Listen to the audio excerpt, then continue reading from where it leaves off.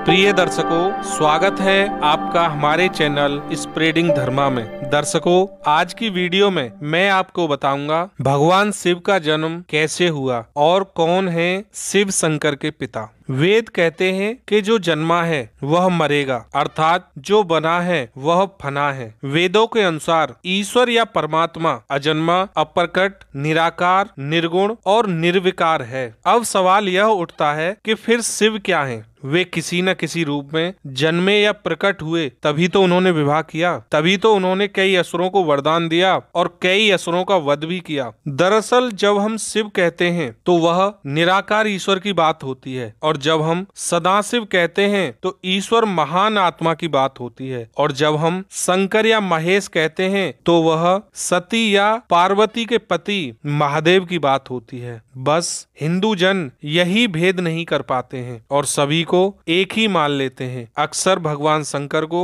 शिव भी कहा जाता है। प्रिय दर्शकों, हमारे चैनल स्प्रेडिंग धर्मा को सब्सक्राइब करना ना भूलें, वीडियो को लाइक एंड शेयर करें और कमेंट में हर हर महादेव जरूर लिखें। तो दोस्तों, हम अपनी वीडियो शुरू करते हैं। तो दर्शकों, भगवान शिव के जन्म को लेकर जो कथाएं हैं मैं आपको इस वीडियो में बताऊंगा। पहली कथा है दोस्तों भगवान शिव को जन्म को लेकर। हम सबके प्रिय भगवान शिव का जन्म नहीं हुआ, वे स्वयंभू हैं, लेकिन पुराणों में उनकी उत्पत्ति का विवरण मिलता है। विष्णु पुराण के अनुसार ब्रह्मा भगवान विष्णु की नाभि कमल से पैदा हुए, जबकि शिव भगवान विष्णु के माथे के तेज से उत्पन्न हुए बताए गए हैं। विष्णु पुराण के अनुसार माथे के तेज से उत्पन्न होने के कारण ही शिव हमेशा योग मुद्रा में रहते हैं। वहीं शिव पुराण यह कहता है कि एक बार की बात है जब भगवान शिव अपने घुटने मल रहे थे और उससे निकले मैल से विष्णु जी का जन्म हुआ। दर्शकों, भगवान शिव के जन्म को लेकर दूसरी कथा यह भी है। श्रीमद् भागवत के अनुसार एक बार जब भगवान विष्णु और ब्रह्मा अहंकार से अभिभूत होकर स्वयं को श्रेष्ठ बताते हुए लड़ रहे थे, तब एक जलते हुए खंबे से भगवान शिव प्रकट हुए। एक खंबे के रूप में महादेव उनके बीच आ गए। वो दोनों इस रहस्य को समझ नहीं पाए और तभी अचानक एक आवाज आई जिसने कहा कि जो भी इस खंबे का छोर ढूंढ लेगा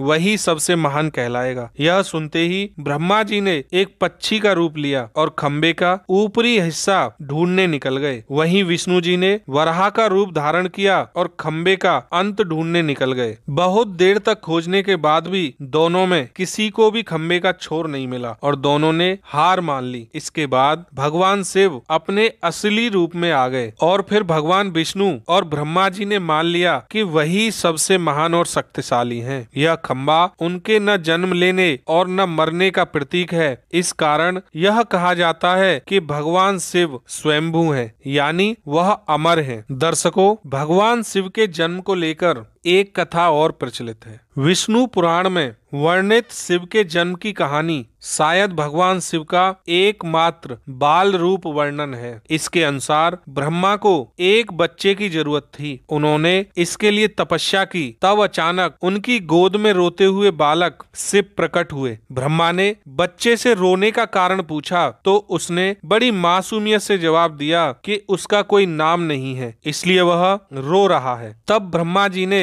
शिव का नाम रुद्र रखा, जिसका अर्थ होता है रोने वाला। शिव तब भी चुप नहीं हुए, इसलिए ब्रह्मा जी ने उन्हें दूसरा नाम दिया, पर शिव को नाम पसंद नहीं आया और वे फिर भी चुप नहीं हुए। इस तरह शिव को चुप कराने के लिए ब्रह्मा जी ने 8 नाम दिए और शिव 8 नामों रुद्र, सर्व, भाव, उग्र, भीम, पशुपति, ईशान और महादेव से जाने गए। शिव पुराण के अनुसार यह नाम पृथ्वी पर लिखे गए थे। शिव के इस प्रकार ब्रह्मा पुत्र के रूप में जन्म लेने के पीछे भी विष्णु पुराण की एक पौराणिक कथा है। इसके अनुसार जब धरती, आकाश, पाताल समेत पूरा ब्रह्मांड जल मग्न था, तब ब्रह्मा, विष्णु और महेश, तब केवल विष्णु ही जल सतह पर अपने शेषनाग पर लेटे नजर आ रहे थे। तब उनकी नाभि से कमल नाल पर ब्रह्मा जी प्रकट हुए। ब्रह्मा विष्णु जब सृष्टि के संबंध में बात कर रहे थे तो शिव जी प्रकट हुए। ब्रह्मा जी ने उन्हें पहचानने से इनकार कर दिया। तब शिव के रूठ जाने के भय से भगवान विष्णु ने दिव्य दृष्टि प्रदान कर ब्रह्मा को शिव की याद दिलाई। ब्रह्मा को अपनी गलती का एहसास हुआ और शिव से क्षमा मांगते हुए उन्होंने उनसे अपने पुत्र रूप में पैदा होने का आशीर्वाद मांगा। शिव ने ब्रह्मा की प्रार्थना स्वीकार करते हुए उन्हें यह आशीर्वाद दिया। दर्शकों, हमारी वीडियो देखने के लिए आपका बहुत बहुत धन्यवाद। जय शिव शंकर मित्रों।